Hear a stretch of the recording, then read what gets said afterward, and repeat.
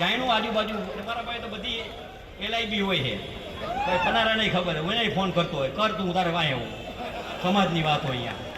પછી મને એમ લાગ્યું કે એના પાસે 10-12 CD છે, એટલે મેં મારા માણસોને મોકલા, રાતે 11 વાગે લઈ આવી અને લીમડે બાંધીને મારીને CD હળગાવી નાખી. કયા સમાજની CD હતી મને ખબર નથી, મેં CD જોઈ નથી. આજનું જે દિલની વાત છે એ ખરેખર હું દિલથી વાત કરું છું. CD ઉતાર્યા પછી સારા સમાજના માણસો હોય એ માણસો અમે લડાઈ કરી તો કાનાભાઈ કજિયારા, કોકનું પડાવી લઈએ તો કાનાભાઈ કજિયારા.